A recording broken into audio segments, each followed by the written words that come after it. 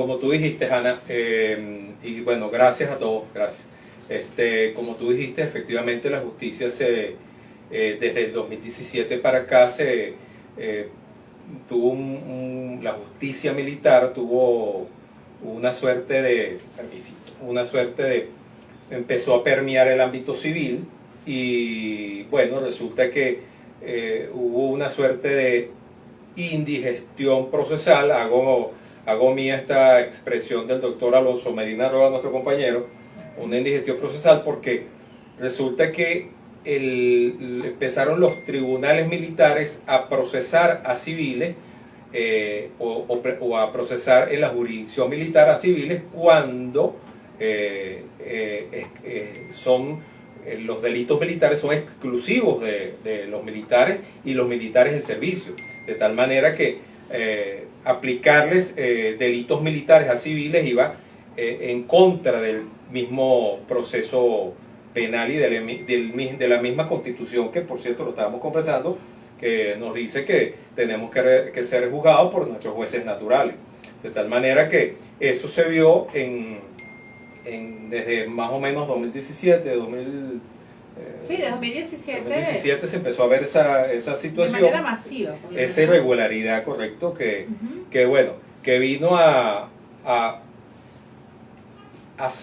solaparse, y le pongo este calificativo, a solaparse con este cambio, esta reforma, perdón, que se hizo recientemente, el año pasado, en noviembre, si no me equivoco, octubre o noviembre del Código Orgánico de Justicia Militar, cuando expresamente indica que solo podrán ser procesados por los tribunales militares en el ámbito militar los militares en servicio, y los civiles serán juzgados por la jurisdicción penal ordinaria.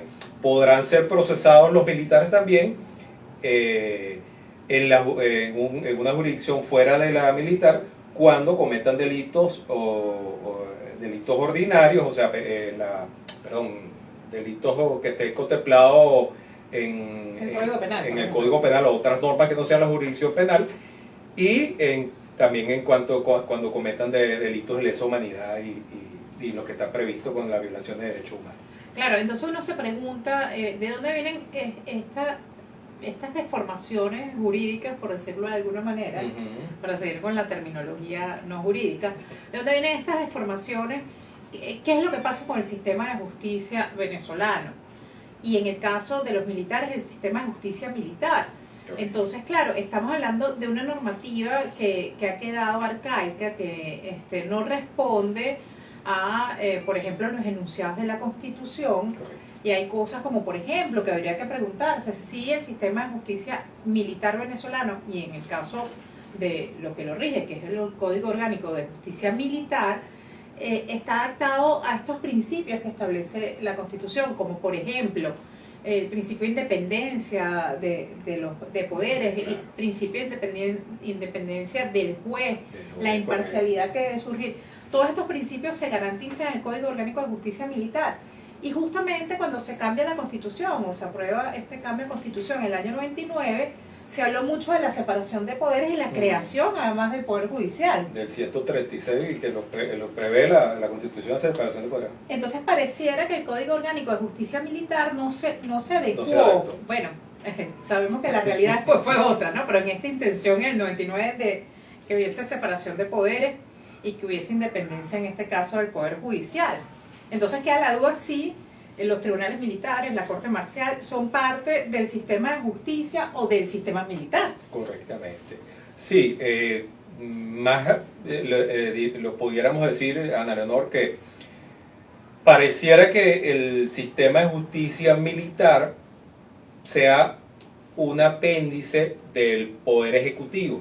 ¿Por qué algo tan digamos, suena que genere tanto ruido esta expresión? Porque el ministro de la Defensa es quien presenta la lista de los candidatos para ser miembros de la Corte Marcial. Se lo presenta al Tribunal Supremo de Justicia, que es quien lo juramenta, lo designa. Pero es el ministro quien presenta la lista.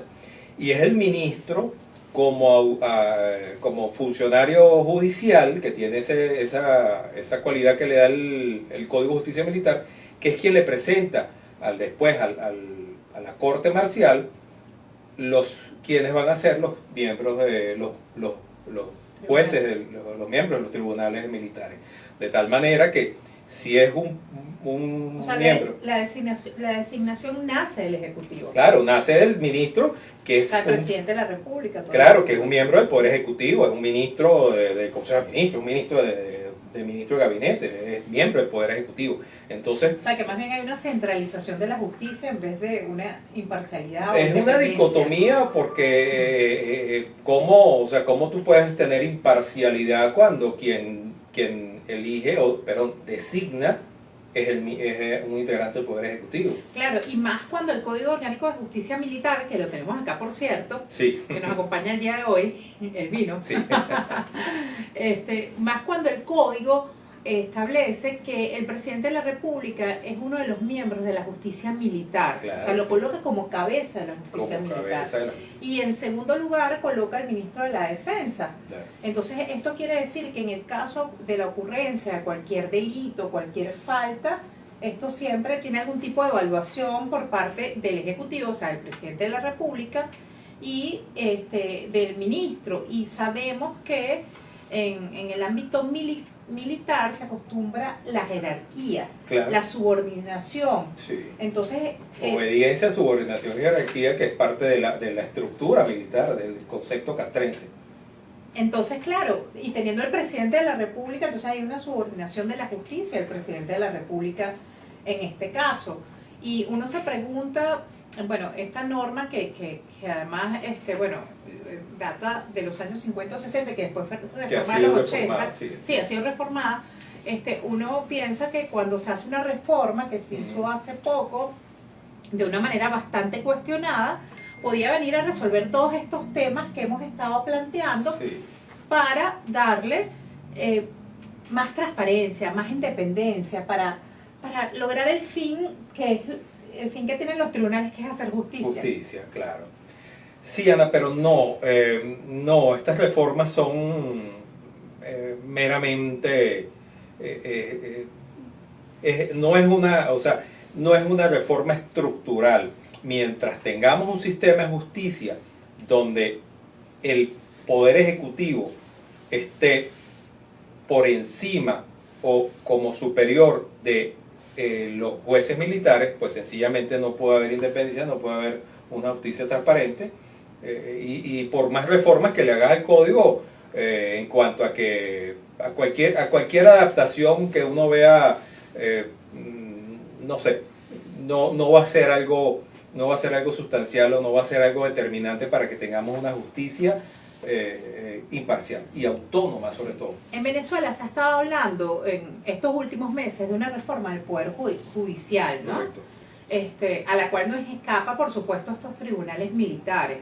Entonces uno se pregunta, en estas reformas del Poder Judicial, que no solo tienen que ver con la reforma de las leyes, que ya comentamos que no son reformas completas y que atienden a situaciones muy puntuales, sí, pero además hay cosas que llaman la atención, por ejemplo, en el sistema de justicia, que es lo que estamos hablando, y hoy en el sistema de justicia militar, que tiene que ver no solo con la designación de los jueces, que ya Juan Carlos lo habló muy claramente de dónde viene y cuál es el origen de esta designación, sino también lo que tiene que ver con la formación de los jueces. Si es algo que hemos cuestionado en la jurisdicción ordinaria, también sucede que en la jurisdicción militar, o sea, en la justicia militar, el código hablaba de un reglamento y una carrera militar judicial, pero esto se cumple. No se cumple, no hay ningún tipo de preparación. Entonces vemos que esta reforma que se propone tiene que ser mucho más profunda, claro, de lo que estamos hablando hasta ahora.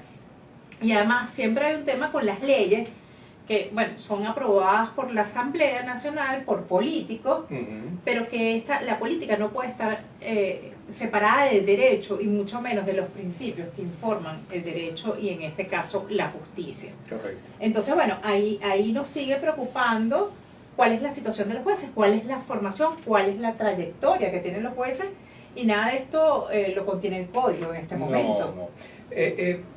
Es más o menos lo que hablamos en el conversatorio hace unas semanas atrás, Ana, lo acabas de señalar. Hacemos un paralelismo entre la justicia militar y la justicia ordinaria, porque no solo es la penal, también en los demás ámbitos de la justicia civil. Los jueces de más o menos pero un porcentaje de 10, cada 7 u 8 jueces son jueces provisorios. Entonces, tenemos que en el ámbito penal ordinario, los jueces son la mayoría provisorios. Por supuesto, tienen una espada de Damocles aquí en la cabeza, y ellos, para decidir, por supuesto, les resta autonomía e independencia, porque están pendientes, no tienen carrera judicial, y por ende, al no tener carrera judicial, están dependientes de que el presidente del circuito o la presidenta del circuito los pueda destituir o no por una decisión que no guste. Y ellos saben eso, y por supuesto se limitan. O sea, las decisiones de ellos son limitadas en cuanto, bueno... Y subordinadas. Y subordinadas. Igual sucede con lo que estamos hablando en la justicia militar. En este caso, bueno, los militares, por supuesto, me nombró el ministro a mí. ¿A quién me debo entonces yo? Me debo jerárquicamente al ministro, que obviamente, si no estoy conteste con la decisión que emitió en ese caso el juez, bueno, por supuesto puede ser destituido. Sí, y hablando otra vez sobre la reforma del código, la más relevante, como bien lo decías, ha sido la reforma del artículo 6, que habla de que ningún civil podrá ser juzgado en la jurisdicción militar. Correcto. Y tú hablabas de que también había como unos requisitos, o sea, antes no estaba expresamente, pero siempre para ser juzgado por un delito militar se supone que uno debe estar en el servicio activo, ¿no? Correcto, bueno, tienes que ser, para ser juzgado por la jurisdicción militar, tienes que ser un militar activo. O sea, no puede, y tienes que cometer, o sea, en el ejercicio de la función, ¿entiendes? No puede ser un militar retirado, no puede ser tú, no puedo ser yo, no encuadramos allí, no encuadramos. Justamente es explícito el código en cuanto a que tiene que ser, tiene que ser los militares en servicio activo que cometan justamente esos delitos que están encuadrados en el Código Orgánico de Justicia Militar. Sí, bueno, por lo tanto, creemos que hay mucho trabajo por hacer con respecto a lo que es la reforma del sistema de justicia militar y del Código Orgánico de Justicia Militar. A mí, en particular, me preocupa que entonces, a raíz de esta reforma, ciertamente se enviaron las causas de civiles que se encontraban en tribunales militares, se enviaron hacia los tribunales, o sea, inclinaron hacia los tribunales ordinarios.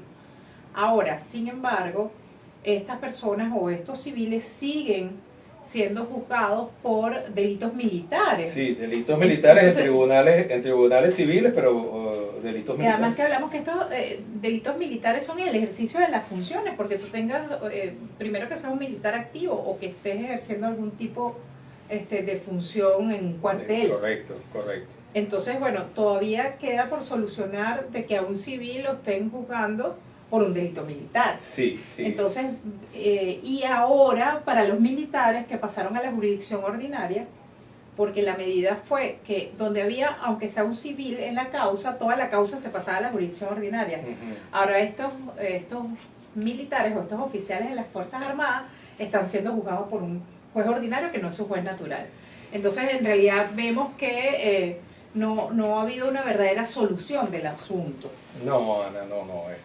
Eso ha sido, sí, lamentablemente no se ha tomado una decisión contundente. Obviamente que se requieren decisiones políticas y aunque, porque la Asamblea Nacional, que son los legisladores, bueno, está manejado por políticos y tiene que haber una decisión política no solo para hacer cambio de leyes, Ana, sino para hacer cambios profundos en el sistema de justicia. Esa es la palabra, hacer cambios profundos en el sistema de justicia. Si queremos de verdad que haya justicia, que haya libertad, que haya paz, que tengamos democracia, hay que hacer reformas profundas. No podemos tener eso, perdón.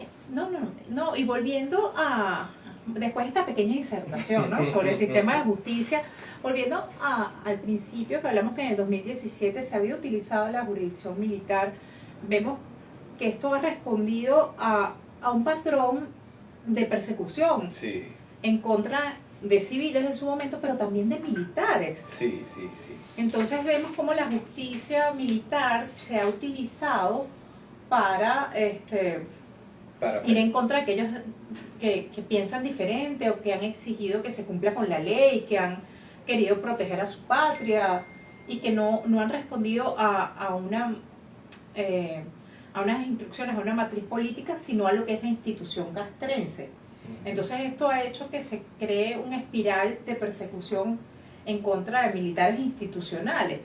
Sí. Y yo ahí, antes de que me respondas esto, quería decir que cuando hay seguridad jurídica, cuando hay Estado de Derecho, hay para todos, pero cuando no hay, no hay para nadie. Así es, correcto. Entonces justamente este sistema, que podemos decir perverso, termina llevándose a los inocentes y a todo el que esté en el camino. A todo el mundo, porque aquí hemos visto cómo quienes están de aquel lado han estado después metidos en esa espiral. Sí, entonces estamos hablando de presos políticos militares. Sí.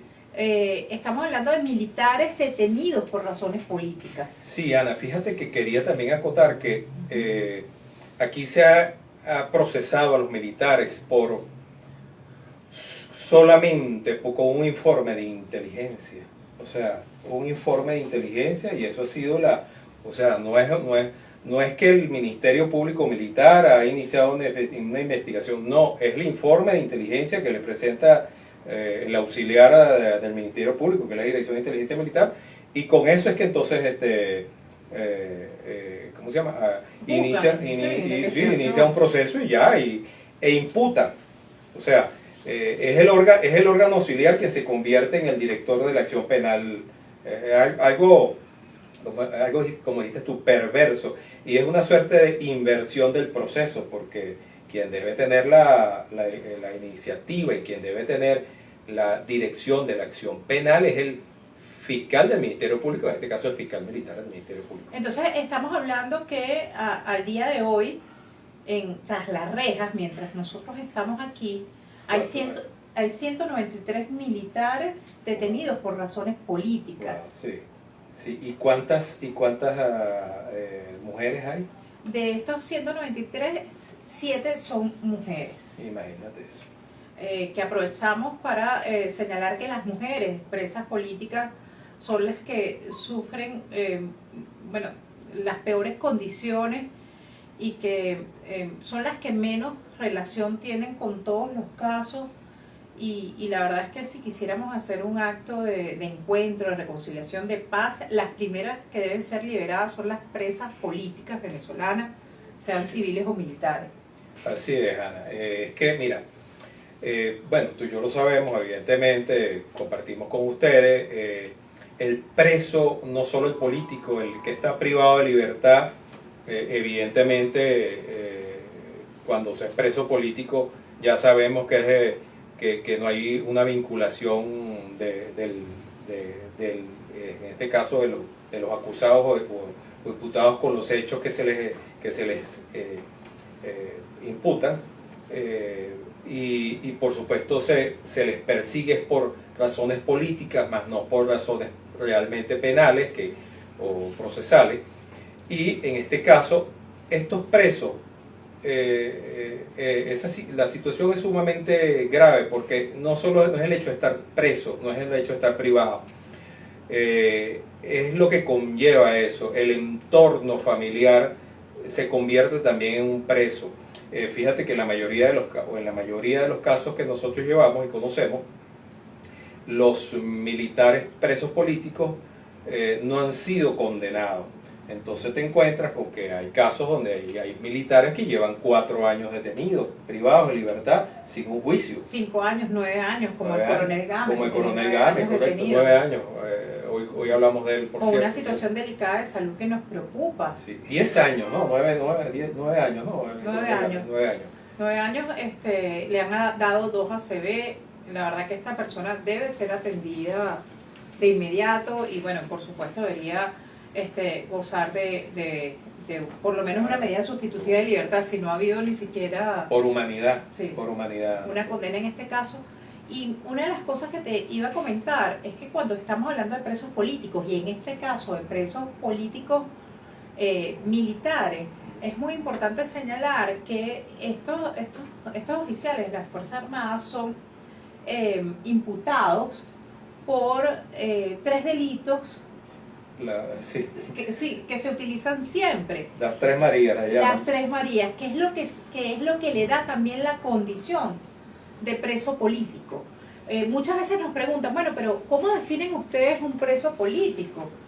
Y hay varias formas de definirlo, y por supuesto que hay unas que son muy simples de observar, como el caso de Roland Carreño, que es un político, claro, que está preso por ser coordinador de organización de un partido político. Vimos las declaraciones de un vocero del gobierno hablando de que él pertenecía a un partido que a ellos no les gustaba y que les parecía que estaba fuera de la ley, y ella es muy claro de que Roland Carreño es un preso político. Sí. Pero cuando estamos hablando de otros presos políticos, a veces queda la duda si es o no un preso político, y en el caso de los militares es muy claro porque estas 3 Marías que hablábamos anteriormente son los delitos que les son imputados, y estos delitos son traición a la patria, rebelión militar e instigación a la rebelión.